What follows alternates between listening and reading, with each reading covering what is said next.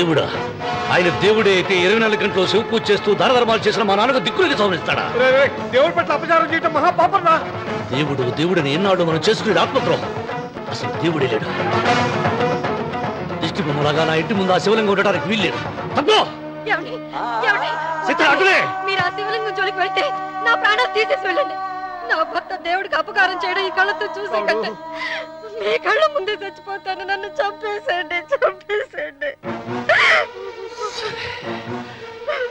నీకు ఇంటి ముందు శివలింగం దేవుడా, నాకు మాత్రం నల్లరాయి. ఈ రోజు నుంచి నేను ఈ వీధి గుమ్మం నుంచి నడవను. ఆ నల్లరాయిని కన్నెత్తి చూడను. ఆ పెరటి గుమ్మమే నాకు వీధి గుమ్మం. ఇది అంగీకరిస్తుంది. నువ్వు నమ్ముతున్న దిష్టి బొమ్మ కోసం కాదా, ఈ కోసం. లక్ష్మి వచ్చింది. ఇంకా సీతారామాలి. భిక్షపతి గారు తీసుకున్నది 40 ఎకరాలని, మిగతాదంతా కుట్ర అని, ఆ కుట్రలో నాకు భాగస్వామ్యం ఉందని రామన్న గారికి తెలిస్తే నన్ను చంపేస్తారండి. డబ్బు చూసేసరికి ఆశ పుట్టిందా? ఇదిగో ఈ సంగతి ఎవరికైనా చెప్పావో కోసేస్తా. భిక్షపతి, నువ్వు నాశనం అయిపోతావురా, నాశనం అయిపోతావు.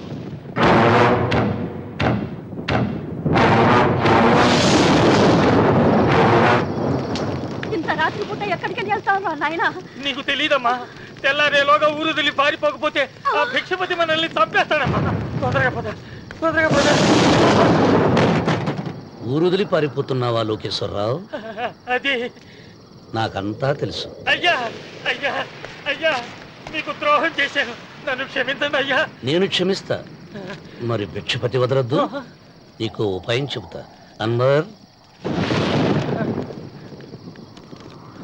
నీ ప్రాణాలకు భిక్షపతి మూలంగా ప్రమాదం ఉందని నీ చేతులతో నువ్వే రాసి నేను కాపాడతాను. దాన్ని జాగ్రత్తగా మడిచి నీ జేబులో పెట్టుకో. అర్థం కాలేదా? నీ ప్రాణాలను నా చేతుల్లో పెట్టావుగా.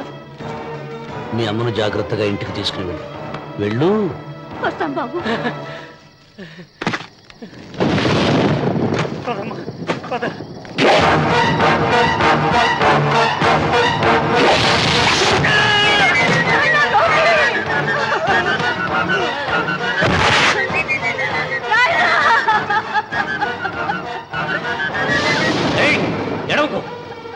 ఎడవకో. కన్నీళ్లు పెట్టేంత గొప్ప చరిత్ర కలిగిన వాడు కాదే నీ కొడుకు. అన్నం పెట్టిన మా నాన్న చావు కారణమైన వాడు. నీ కొడుకును భిక్షపతి చంపాడని పోలీసులకు చెప్పాలి. అప్పుడే బ్రతికినంత కాలం నీకు నీ మనవరాలకి ప్రాణభిక్ష పెడతాను. లేకపోతే అన్వర్, అయ్యా, వీడి శవాన్ని తీసుకెళ్లి భిక్షపతి ఇంటి ముందు పడే. రావుడు, నువ్వు శ్రీరామచంద్రుడు లాంటి వాడిరా. ఇలాంటి హత్యలు చే. మా నాన్న పెట్టిన పేరు రామన్న, కానీ ఈ రోజు నుంచి నా పేరు రావణ. ఆయన మూలంగా దానాలు పొంది, భూదానాలు పొంది, అన్నదానాలు పొంది, ఆయన కన్ను మూసిన రోజు కన్నీటి విట్కోలు చెప్పలేకపోయిన ప్రతి వాడి బ్రతుకు కన్నీటి పాలు చేస్తా. అవసరం సృష్టికి తల్లి, అనుభవం తెలివికి తండ్రి. ఇది నా తండ్రి చావు నాకు నేర్పిన గుణపాఠం. వెంకట, ఆయన దానం చేసిన వేలాది ఎకరాలు తిరిగి తెస్తాను. సూది మనం మోపినంత నేల కూడా వదలను. అప్పటి వరకు మా నాన్న మొరతాడి నా మెడతాడు. ఏమిటిది? నన్ను ఎందుకు అరెస్ట్ చేస్తున్నారు? లోకేశ్వరను చంపినందుకు అరెస్ట్ చేస్తున్నాం. నేను అతను చంపడం ఏంటి? అతని స్వహస్తాలతో రాసిన ఉత్తరం. దీనికి అతను తల్లే సాక్ష్యం.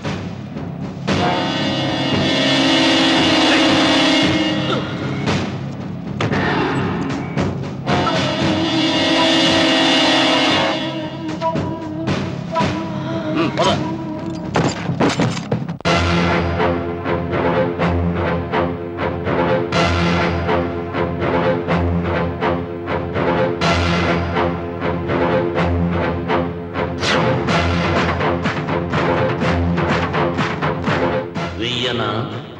తపన.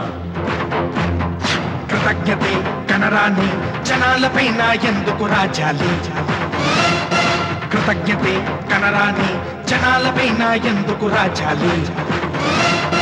పూజలే అంటే పిరికితనంతో చదివే మంత్రాల, దేవతలంటే ఎవరు చేసిన పూజలు గుర్తులేని రాళ్ళ. పాపం పుణ్యం ఇక నుండి పాదరక్షలుగా తొక్కేసై మంచి మమత మానవత్వం చించవతలబారై అసాధ్యాలను సాధ్యం చేసే నువ్వే రాయలసీమకు రాజు. రామన్న రామన్న రాయలసీమ రామన్న చౌదరి.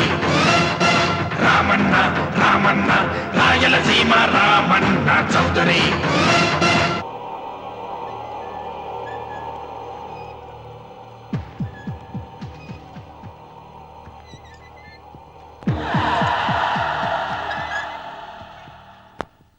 అన్వర్, అయ్యా 100 మంది పనివాళ్లను ఒక బుల్డోజర్ను ఆలయం దగ్గర తీసుకురా. దాన్ని పడగొట్టించాలి. ఒరే రావుడు, అబ్బాయి పెళ్లి వరకు ఆగమన్నారు, అంగీకరించాను. ఇప్పటికి ఆగే ప్రసక్తి లేదు. దేవుడి జోడికి వెళ్తే మహాపాపం రా. దేవుడా? వాడి పేరేంటి? శివుడు. మరి బ్రహ్మ, విష్ణువు, రాముడు, కృష్ణుడు, వినాయకుడు, సుబ్రహ్మణ్యం, లక్ష్మి, సరస్వతి, పార్వతి, వాళ్ళు దేవుళ్లే. అల్లా, క్రీస్తు, వాళ్ళు దేవుళ్లే. వీళ్ళల్లో ఎవడు గొప్పవాడు? వాళ్ళ నమ్మకాలను బట్టి వాళ్ళ దేవుడినే గొప్పవాడు అనుకుంటారు. అని సరిపెట్టుకోవడం లేదు. మా దేవుడు గొప్ప, మా మతం గొప్ప అని ఒకరినొకరు నరుక్కుని చూస్తున్నారు. నిజంగా దేవుడనే వాడుంటే కొంతమందికి ఎందుకు అన్నం దొరకడం లేదు? కొంతమంది చిన్న వయసులోనే విధవరాళ్ళు ఎందుకు అవుతున్నారు? కొంతమంది పశ్చిమలోనే తల్లిదండ్రులు ఎందుకు పోగొట్టుకుంటున్నారు? అది వాళ్ళ కర్మ. కర్మ అంటే పూర్వజన్మలో చేసుకున్న పాపం. ఆ పాపం నుంచి నీ దేవుడు కూడా వాళ్ళని రక్షించలేడా? రక్షించలేడు. అటువంటప్పుడు నీ దేవుడికి పూజలు ఎందుకు చెయ్యాలిరా? కన్న బిడ్డల్ని సరిగా చూడలేని వాడు తండ్రి కాదు, అందరికీ అన్నం పెట్టలేని వాడు దేవుడు కాదు. వెంకన్న, నువ్వు సద్బ్రాహ్మణుడివి. వేదాలు చదివావు, ఉపనిషత్తులు చదివావు, పురాణాలు చదివావు. నేను ఏమీ చదువుకోలేదు. అసలు దేవుడి ఆకారం ఎలా ఉంటుందో చెప్పు. ఆయనకు ఆకారం లేదు, నిరాకారుడు. అటువంటప్పుడు గుడులెందుకు, గోపురాలెందుకు, వాటిలో విగ్రహాలెందుకురా? నేను చెబుతాను వినరా. గాలి దేవుడు, అది మనం పీల్చకపోతే చచ్చిపోతాం. నీరు దేవుడు, అది మనం తాగకపోతే బ్రతకలేము. భూమి దేవుడు, అది లేకపోతే మనకు అన్నం దొరకదు. అమ్మ నాన్న దేవుడు, వాడు లేకపోతే మనం అసలే లేవు. చదువు నేర్పిన గురువు దేవుడు, కష్టంలో, నష్టంలో, సుఖంలో, దుఃఖంలో దగ్గరుండే స్నేహితుడు. స్నేహితుడు అంటే నువ్వు నాకు దేవుడివి.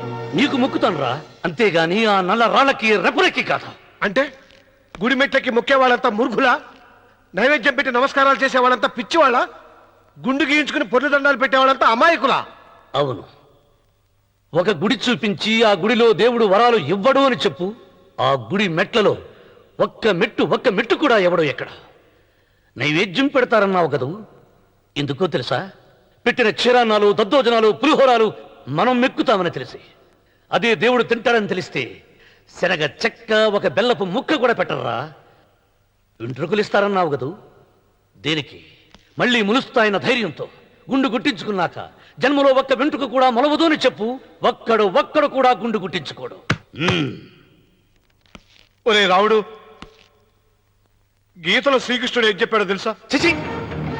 16,000 మంది గోపికలతో సరసం, 8 మంది పెళ్లాలతో కాపురం చేసిన కృష్ణుడు ఎలా వేల్పు?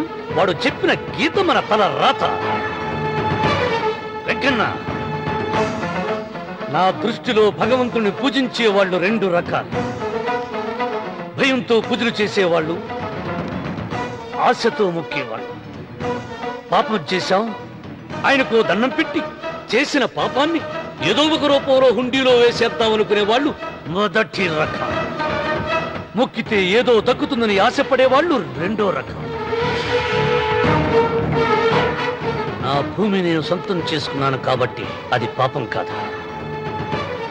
భయం లేదు, ఏదో అయిపోవాలనే ఆశ, తపన నాకు లేదా? ఈ రామన్న చౌదరి నిన్న జరిగింది మర్చిపోడు, నేడు జరగాల్సింది వాయిదా వేయడు, రేపటి గురించి ఆలోచించడు.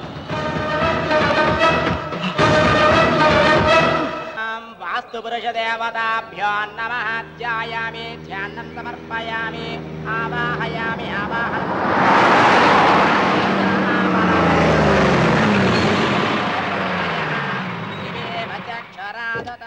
రండి రామన్న చౌదరి గారు, నా పేరు వెంకట్రావు, నేను సివిల్ ఇంజనీర్ని. మీరు ఎంతో గొప్ప మనసుతో బోల్డ్ అంత పొలం పోగొట్టుకుని 6 మైళ్ళ రోడ్డు వేద్దాం అనుకున్నారు. కానీ ఇప్పుడు మీ పొలంతో అవసరం లేకుండా గవర్నమెంటే రోడ్డు శాంక్షన్ చేసింది. ఆ ఆలయం కూడా పడగొట్టక్కర్లేదండి. చెరువుకు అడ్డంగా వంతెన నిర్మిస్తున్నారు. 2 మైళ్ళ దూరం కూడా తగ్గుతుంది.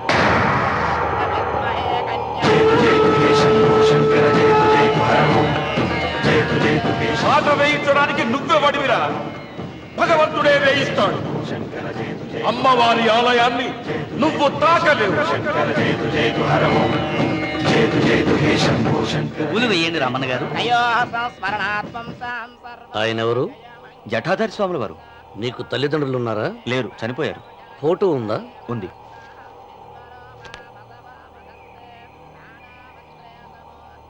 తల్లిదండ్రులను పూజించు, బాగుపడతావు. జడలు మీసాలు ఉన్నవాళ్ళని కాదు. హక్కుమని ఏమన్ను నిన్నుగని నవ్వింది విన్నావా? హక్కుమని ఏమన్ను నిన్నుగని నవ్వింది విన్నావా?